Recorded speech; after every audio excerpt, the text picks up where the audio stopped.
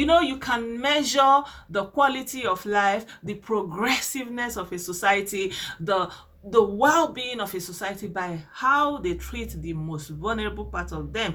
And when you have a society that neglects its own babies and allow them to be sold like merchandise in the name of there are people who are looking for children, and you allow this evil to go on, the crime that is baby factory needs to stop in Igbo land. This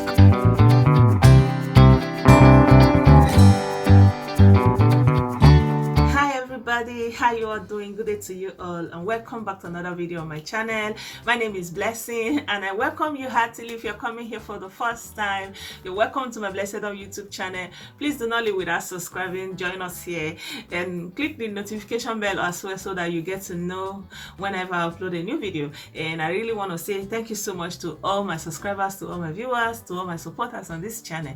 So this video is going to be a second one for my Thinking Out Loud series, and yeah, I've been thinking a lot about baby factory. So what brought about this thinking is the incredible evil act of a young mother throwing her newborn baby over the fence in the hope that the baby is going to die. But to God be the glory, this baby is truly meant to live. So they threw the baby over the fence, and the baby was caught on the barbed wire. You know how they put all this barbed wire on the fence in Nigeria. So the baby just was hanging on that barbed wire, and the cry of this innocent newborn baby caught the attention of people who were living around there, and they all came, and most of them were students, and they all came and they saw this incredible sight, and they tried their best and rescued the baby and took the baby to the nearby hospital where the baby was treated, and the umbilical cord cut, and the injuries was attended to. And so yeah, to God be the glory, this baby is alive. So why do I want to link this kind of brutality to the baby factory issue? I just want us to talk about it because we cannot just be saying baby factory, and every time you hear baby factory, they will say, they discovered another baby factory. Like in this year alone, if I'm not mistaken, I've heard more than 3 cases of baby factory, and the latest being the one that was busted in Ogun State. But okay, the jury is out on that case. We don't know how true it is, but we keep hearing baby factories being busted in Owerri, in Aba, in Port Harcourt, all across the east, and we keep seeing cases of children being stolen from one part of the country and being resold in Igbo land. And I think as Ndi Igbo, we're supposed to address this kind of evil that is among us. We need to look into the root cause of baby factory. What is baby factory? What is fueling this baby factory? As far as I know, and as far as I can tell you, in my own honest opinion, the main root cause of this baby factory is the sexual abuse of female children in Igbo land. Yes, we have a deceptive morality that is going on in Igbo land, and the young girls are being taken advantage, are raped, are lured with money. Young teenage children, minors, being taken advantage of by adults, getting them pregnant and throwing them out of the way. And we have this idea that female children have to train themselves. So most people don't even know that they are responsible for their female children. And at a very young age, these female children are left to be about on their own, to fend for themselves. And most of the time, they have to exchange sexual favors for money, for clothing, for whatever. And most of the time, it's coming back in the form of pregnancy. Of course, unwanted pregnancy. And who gets to suffer and pay the price for this parental negligence of the female children? The female themselves, the little girls, they are still growing up. They need motherly care. They need family love, but they are thrown away like garbage and sent away. And nobody cares for their welfare. Nobody cares for their well-being. And they are termed spoiled. Spoiled. They have spoiled. What spoils a child is the adult in the children's life, but there is no consequence for the adults that take advantage of these children. We watch these adults continue prowling and we condemn the victims of this sexual abuse, and they pay the huge price, they give birth, and their children become commodities on the streets of Igbo land. Baby factory is being said that maybe it's against the Igbos. At first, I just thought about it that it's just illegal adoption. These children are better off. They are taken care of. They are, taken by people who are looking for children.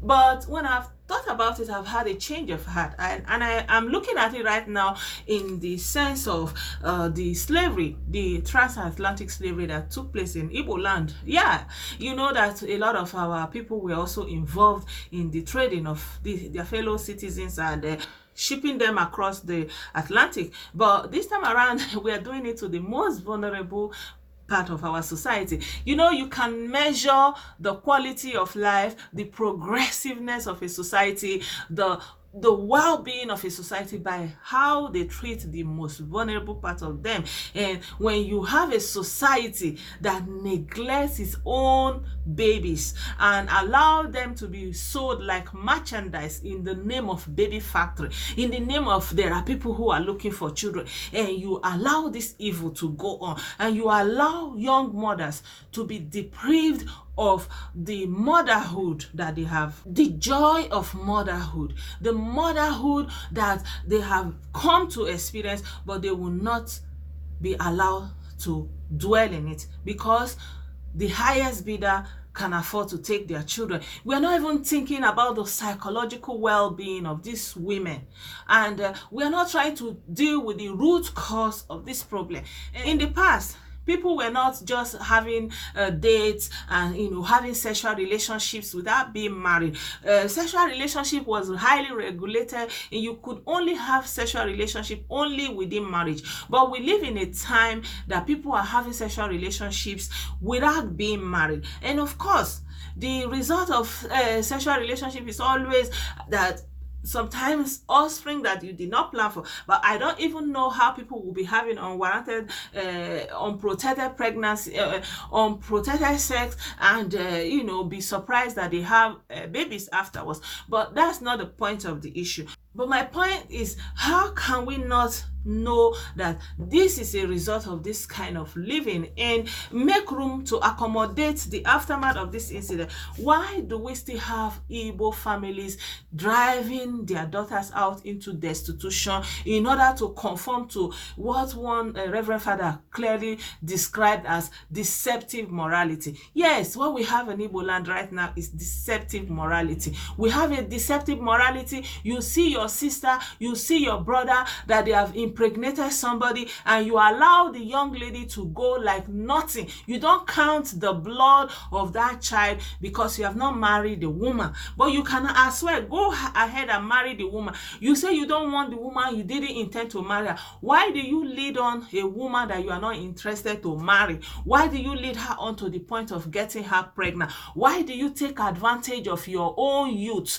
You see these girls, most of them, they are like 17, they are like 16, teenagers, and they are being taken advantage of by men in the communities, and when they get pregnant, they are thrown out like nobody, and they fall into the hands of baby factory. So how do we allow this to fester, and then we complain in retrospect that they just give us a bad name because it's Igbo?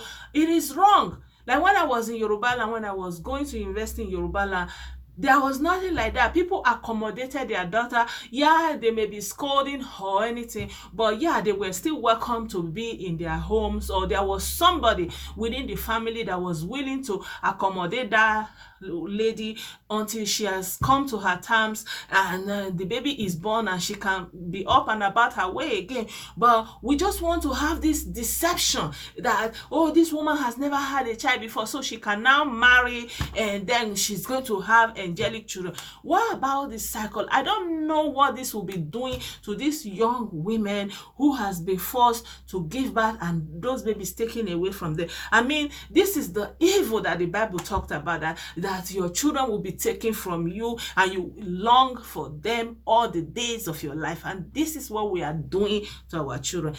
This is the same evil that the slave masters did to the enslaved Africans, but we are repeating this evil in Igbo land, and we don't want to address it. This woman that was caught in Mowe, Ogun State, now, even though they are all telling a different stories, of course, we don't know what the truth is. But one thing you cannot negate is that those girls, they are pregnant and they were driven away from their families. So if their families have taken them in the first place, there will be no need for that woman to be there to bridge in the gap and take advantage of them, whether she wants to pretend that she's helping them. However, if the families of these young women have taken them and, take care of them and their pregnancy, we will not have this kind of situation.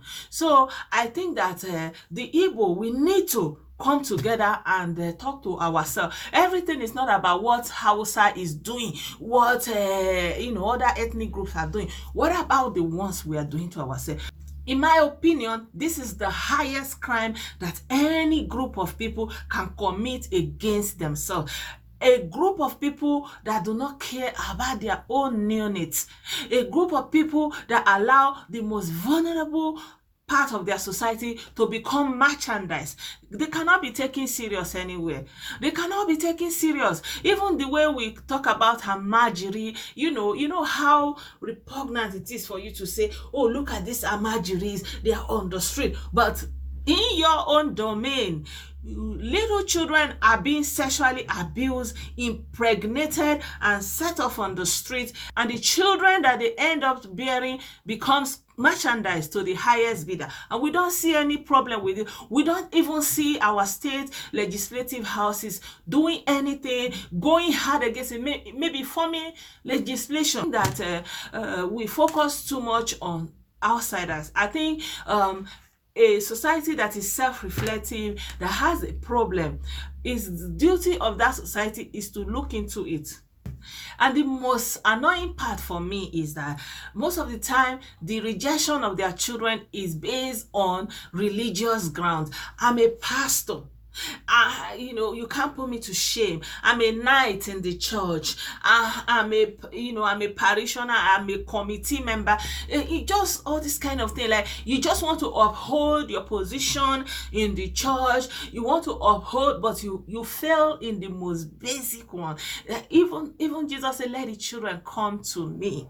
But you want to form that you are so upright, you are so moral, that you have brought your children so well. You don't want to lose your standpoint, and for that you are willing to throw away your blood, to throw away your offspring, just so you can have that face and show yourself how upright you are. This is really what this Reverend Father really captioned, and I feel like it just encapsulates everything I'm talking about. Is deceptive morality. You are just deceiving yourself. We are deceiving ourselves as Igbo if we do not address this crime that is going on under our breath. We are not talking about this crime of slavery. We don't know the conditions that these children are going to grow up in the families that they have been sold into. But you, as the mother to this young lady, you would have done something better. You, as the father of this young lady, you would have done better. But no, you would rather that your children become destitute. If these women were accepted, you are the man, your boyfriend, you impregnate a girl, but you abandon the girl, abandon your responsibility. Even Lagos State that don't have this prevalent cases of baby factory and abandonment of women and children, they have gone ahead to make laws to safeguard the women. And so you, as a young man, you can't just impregnate a girl and abandon her, because it becomes a crime on your part. But we in Igbo land, we have governors, we have house members, we have traditional rulers, but they look the other way and explain it away and say, there are a lot of have women who are looking for children. Even if you want to do this thing, let it be official, let it be organized, let it be possible for those children to be able to trace their birth mother at some point in the future. Let it even be possible that the mothers will get to see or know what has happened to the children. I mean, what is the anguish? Like, we keep inflicting pain on each other and we forget this pain that we are inflicting on innocent neonates, innocent babies in Igbo land, being sold like merchandise, like commodities with no value.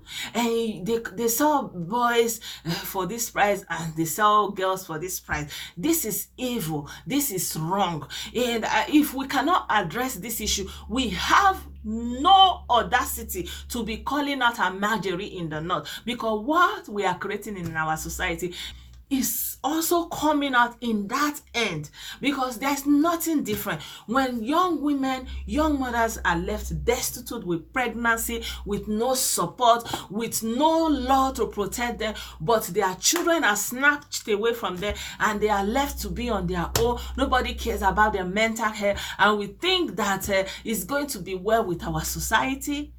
No. Baby factory is evil. We need to call it what it is, and we need to deal with it as Igbo. We need to deal with baby factory. We need to go to the root cause of baby factory and find solution to it. And one of those solutions is accountability and taking responsibility for the actions of our children, of ourselves. You cannot allow your son to impregnate somebody and you don't care. Especially Igbo mothers, Igbo grandmothers, they don't care. They don't care as long as they don't even give a hoot. But if you go to the southwest, the mothers, even if the man is rejecting the pregnancy, the mothers will accept the pregnancy and take care of their grandchild. We don't see that in Igbo land, and everybody is running around looking for baby, but you don't know how karma will visit you. This is something that is going on. We need to address it, and I feel that I just want to talk about this baby factory, this crime that is going on, and this crime that we are covering up, this modern day slavery in Igbo land that everybody is justifying. It will come back and bite us, and we cannot blame anybody. So I think that for Igbo land to prosper, we need to go ahead right now and find means to stop all this. And we must give parents the ultimatum that they will not be allowed to drive away their innocent daughters. And we must give room for official welfare places where these women can take refuge. And if somebody is underage and is found pregnant, and whoever is responsible for that pregnancy needs to pay the price for rape or statutory rape or taking advantage of a minor. It is time for us to take sexual crime serious. You know, when you talk about Hizbah in the north, you are talking about, oh, they have their own Hizbah. Nothing is stopping us from having something like that to implement any cultural change that we want. Yes, when I was growing up, we used to have what they call Aladimma. Aladimma was there to make sure that everybody conform. So why must we sit back and watch this kind of evil going on in Igbo land, and we are sitting down and calling on the north and calling on the southwest how they betray us and betray us? Not that it takes away anything from that. Of course, there is always points to it, but before we go far, we need to start from home. Let us go home. Let us go back home. Baby factory is evil. The crime that is baby factory needs to stop in Igbo land. This crime that is baby factory in any form, in any way, needs to stop. If any woman wants to give her baby, let it be voluntary. Let there be an official way of doing it. It's not right that Igbo people are in this day and age involved in the sale and buying of babies. It is evil and we must stop it now or never. This is all I want to share with you in this video. If you like this video, please give me a thumbs up, and yeah, subscribe to my channel if you're yet to do so. Let me know what you think. Share your opinion, share your own ideas about how we can combat this social evil of baby factory in Igbo land. And yeah, let's exchange ideas Let's have this conversation. You are welcome to leave your thoughts and opinion in the comment section, and I'll see you very soon in another video. Bye bye for now.